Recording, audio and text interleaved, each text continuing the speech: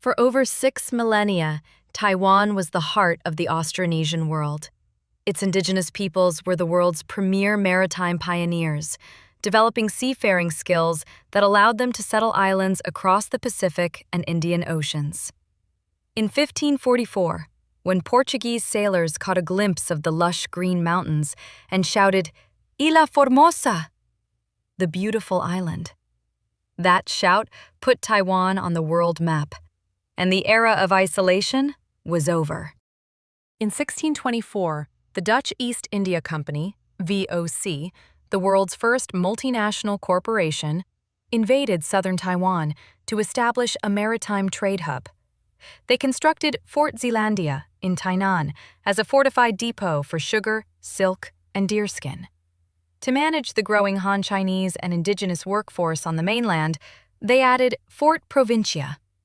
These structures transformed Taiwan from a quiet island into a bustling hub of international commerce.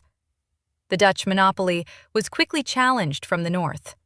In 1626, the Spanish Empire occupied Keelung and Tamsui to protect their trade routes between Manila and East Asia. They built Fort Santo Domingo to secure this northern foothold. For 16 years, Taiwan was divided between two European rivals. The tension ended in 1642, when the Dutch launched a northern offensive. Before retreating, the Spanish enacted a scorched earth policy, demolishing their own fortifications to ensure their rivals could not utilize them. The Dutch era collapsed in 1662, when Koxinga, Guo Xingye, that is, Zheng Chenggong, a Ming Dynasty loyalist, arrived with a fleet of 400 ships. Having lost his mainland bases to the newly established Qing Dynasty, Koxinga besieged the Dutch for 9 months until they surrendered. He established the Kingdom of Tungning, the first Han Chinese regime in Taiwan, to serve as a base for restoring the Ming Dynasty. This era triggered a large-scale Han Chinese immigration, as Koxinga ordered soldiers to move their families and settle the land to solve labor and supply issues.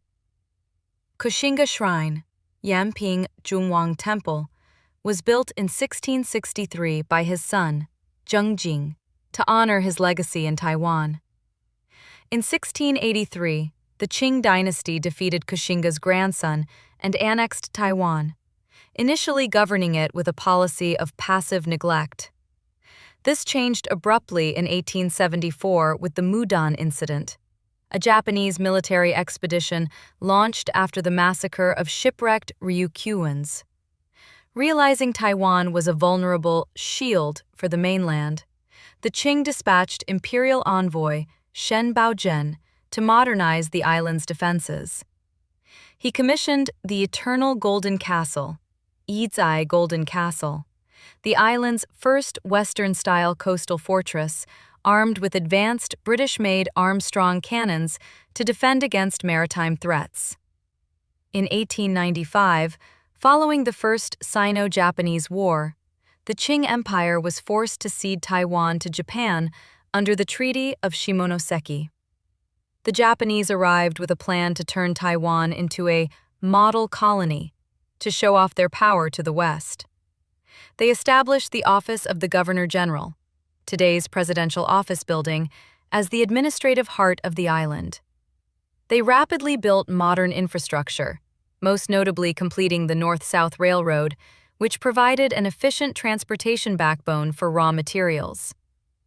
To manage their new economy, they established the Bank of Taiwan to stabilize the currency and constructed massive automated sugar refineries that fueled Japan's industrial growth. The global map shifted again in 1945. Following Japan's defeat in World War II, Taiwan was handed over to the Republic of China, ROC. However, as the Chinese Civil War reached its climax in 1949, the ROC government lost control of the mainland. Chiang Kai-shek and 2 million soldiers and refugees retreated to Taiwan, establishing Taipei as the temporary capital. The island was suddenly the last stand for a government that had lost a continent, and the local population was living in a temporary military bastion that would last for decades.